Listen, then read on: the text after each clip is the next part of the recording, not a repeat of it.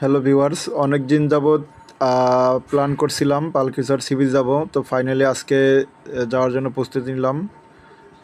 প্রথমে বাসে উঠতে কারণ কর্ণফুলী টার্নেল ভিতর দিয়ে আমরা ওই পারে যাব, আনোয়ারার ওই পারে। তো কর্ণফুলীর ভিতর দিয়ে আমরা যাচ্ছিলাম। হালকা হালকা বৃষ্টি ছিল, কিন্তু আবহাওয়াটা ওই রকমের গরম ছিল না, তাও ভালো ছিল। আমরা কর্ণফুলী টার্নেলের ভিতরে প্রবেশ করলাম। ভিতরে ঢুকলে মনেই হয় না যে আমরা পানির নিচ দিয়ে যাচ্ছি, একটা নদীর নিচ দিয়ে যাচ্ছি। তো আমরা ওই পারে গেলাম।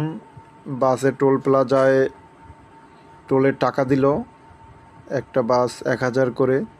কিন্তু এখানে মোটর সাইকেল নিয়ে বা 3 চাকার কোনো গাড়ি ঢুকতে পারে না, যার জন্য আমরা মোটর সাইকেল নিয়ে যেতে পারি নাই। মোটর সাইকেল নিয়ে যেতে পারলেই খুব ভালো হতো, সময়টা বাঁচত। আমরা ফাইনালি টার্নেল অতিক্রম করলাম। টানেল অতিক্রম করার পরে রাস্তা থেকে নামার জন্য যে সিঁড়িগুলো দিছে, এটা খুবই চিকন সিঁড়ি। আর আমার হাতে দুই পাশে দুইটা ব্যাগ ছিল, একটু ভয় লাগছিল যে পিচ্ছিল সিঁড়ি পড়ে যায় কি না। ব্যাগের ভিতরে আমাদের দুপুরের খাবার দাবার ছিল, বাসা থেকে খাবার দাবার নিয়ে গেছি, ওইখানে কি নাকি পাওয়া যায়।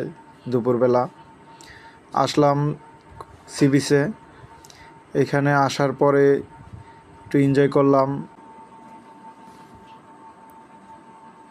ফুটবল নিয়ে গেছিলাম, বাচ্চাদের সাথে ফুটবল খেললাম কিছুক্ষণ।